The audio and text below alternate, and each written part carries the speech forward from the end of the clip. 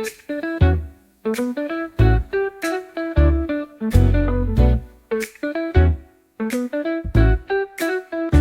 podcast with Mr. Pancakes. Welcome to another deep dive. Yeah. Today we're going to be talking all about nonviolent communication, or NVC. Okay. And we're using, as our guide, we're using some YouTube lectures and workshops from Dr. Marshall Rosenberg. Oh my God. He's the founder of NVC. Mm-hmm. And his work is really quite insightful. Right. So I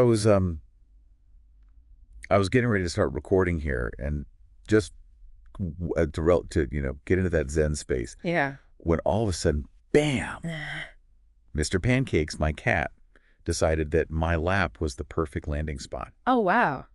So talk about having to shift gears. Sounds like Mr. Pancakes. Right. Yeah. But it actually got me thinking about one of the ideas in NVC, like becoming aware of our feelings and our needs, even in these like unexpected moments. Right. Yeah. And it's funny because Dr. Rosenberg uses this idea of a shift to really illustrate the power of NVC. Okay. He talks about, how we often feel like we have to do things. Right. And he gives the example of this mother who had to cook every day. But what if we looked at those situations differently? Like instead of saying, I have to go to work, Yeah. you say, I choose to go to work. Right. Because you need the paycheck to, pay rent and buy cat food for Mr. Pancakes. Exactly. It's not about denying the reality of like our obligations and things. Yeah. It's about recognizing that even within those constraints, we still have a choice. Yeah. And NVC kind of helps us see those choices more clearly and make decisions that align with, what's important to us. Okay. So it's less about arguing semantics and more about just shifting our perspective Yes. to one of empowerment. Exactly. It's a very empowering way to approach things. Even when things feel a little bit out of control. Yes.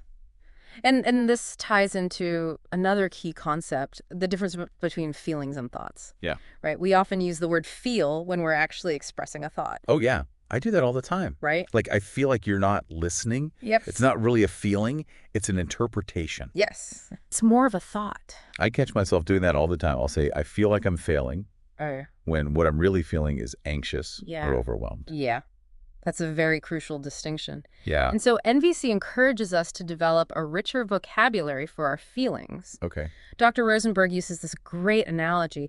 Imagine if you only had words for light and dark to describe colors. You'd miss out on the entire spectrum, the vibrant reds, the calming blues, the earthy greens. Wow. So by expanding our feeling vocabulary, we're actually expanding our emotional intelligence. Yes. We're able to perceive and understand our inner world with more nuance. Yes. That's pretty cool. Yeah. And this leads us to another foundational piece of NVC needs. Okay. Dr. Rosenberg talks about these universal human needs that drive our actions, like connection, autonomy, meaning peace, and so on. Right. Yeah. He brings up the example of a father who wants his son to jump when he says jump. And, on the surface, it's about obedience. But if we look deeper, it's about the father's need for respect. It's such a fantastic illustration. Yeah. NVC helps us see that behind every action, even those that seem hurtful or confusing, there's an unmet need trying to express itself. Right. So instead of jumping to judgment or blame, we're getting curious about what those needs might be. Yes. Both in ourselves and in other people. It's like becoming an emotional detective. Yeah. We're looking for clues to try to understand the deeper motivations behind people's actions. Right. And that understanding can completely transform how we approach conflict and communication. Now, you mentioned judgment. That's something that Dr. Rosenberg calls jackal language. Yes. Critical attacking, often fueled by blame. And he contrasts that with what he calls giraffe language. Yes. Which is based on empathy and understanding. It's amazing that he uses an actual giraffe. He literally uses a giraffe as a metaphor. Yeah. They have the biggest hearts in the animal kingdom. So it's such a vivid image, isn't it? Yeah. And it really highlights the shift that NVC is inviting us to make. Right. So instead of saying, you're always late, which is very jackal, we might say, when you arrive late, I feel anxious because I need to start the meeting on time. So we're expressing our feelings and needs honestly, but without attacking the other person. Right.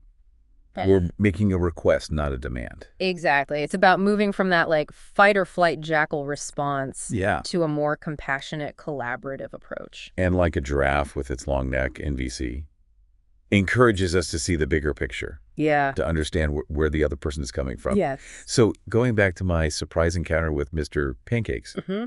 instead of yelling, "Mr. Pancakes, you scared me," Right. I could say, "Whoa, Mr. Pancakes, when you jumped on my lap so suddenly, I felt startled because I need to feel grounded and focused when I start recording." You're getting it. Yeah. You're speaking your truth, but you're also acknowledging Mr. Pancake's need for connection or maybe his need for a warm lap. And who knows, maybe Mr. Pancakes is a secret MVC master.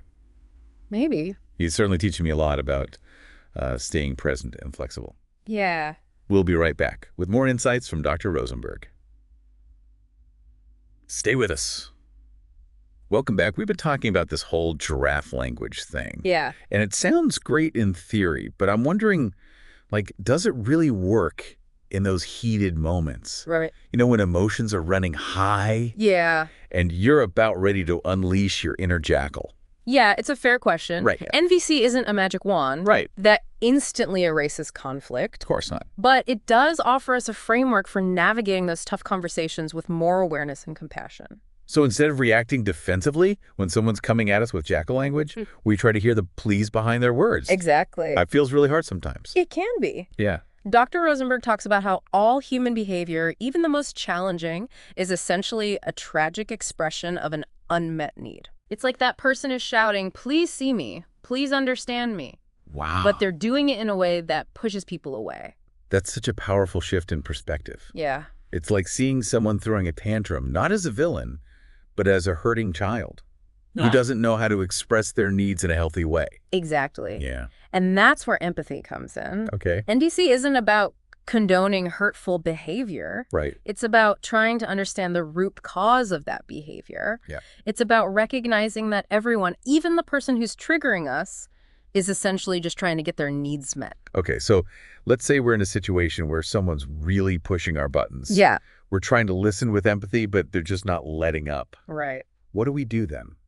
Well, this is where the idea of protective use of force comes in. Protective use of force. It's a concept that can be tricky because it sounds contradictory to the nonviolence part of NVC. Yeah, I was going to say force doesn't sound very giraffe-like. Right, but it's not about aggression or punishment.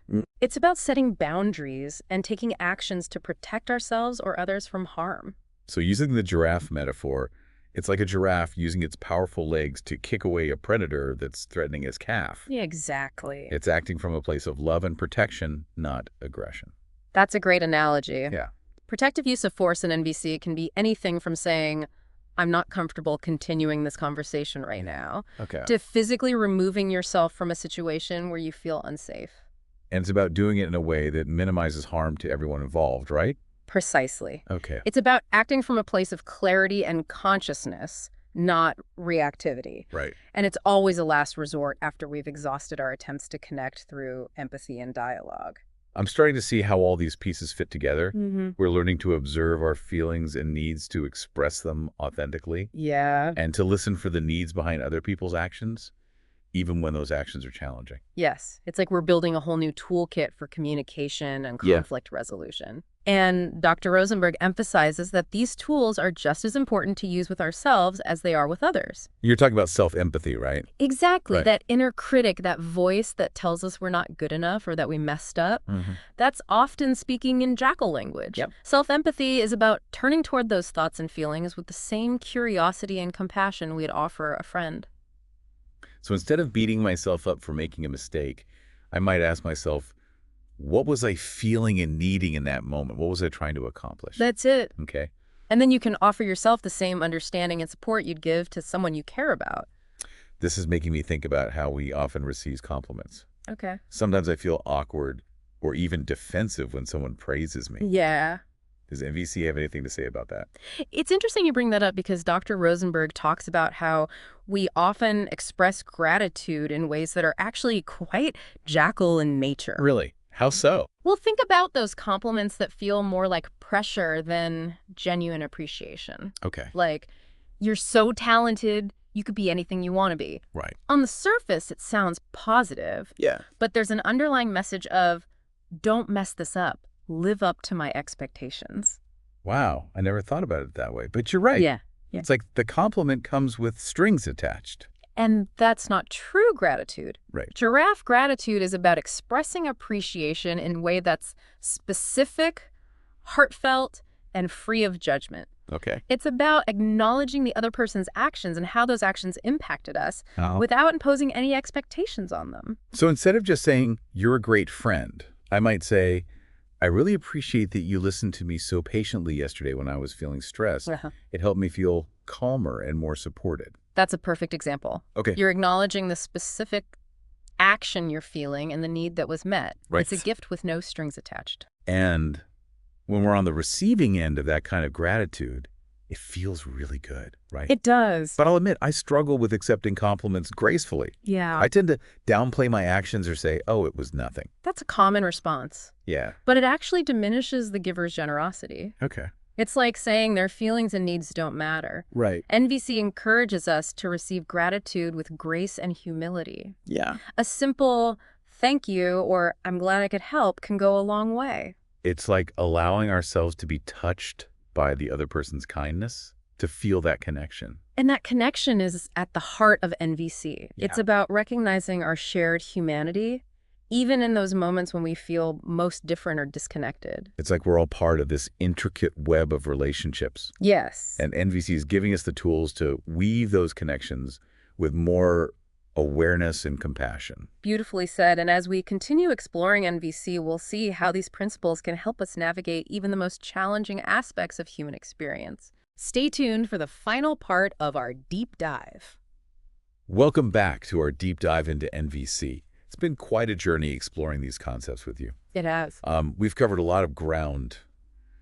Feelings versus thoughts, needs, jackal and giraffe language, even protective use of force. Right.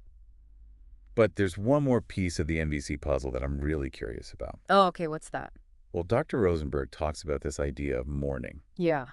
And it seems a little bit out of place in a conversation about communication. Okay. When I think of mourning, I think of grief and loss, like when someone passes away. Right. That's a common association. Yeah. And it's certainly a valid one.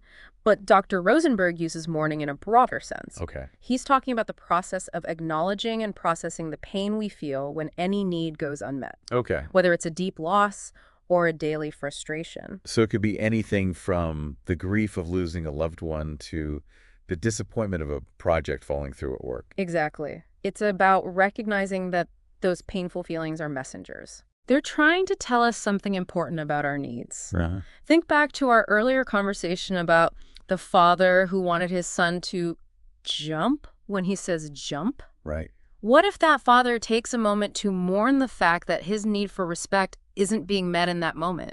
Instead of reacting with anger or control, he allows himself to feel the sadness and disappointment. Yes. Okay. And that feeling becomes a doorway to deeper understanding. Yeah. He might realize that his need for respect isn't about controlling his son, Uh-huh. but about feeling valued and heard. So mourning isn't about wallowing in sadness. It's about using those feelings as a guide Right.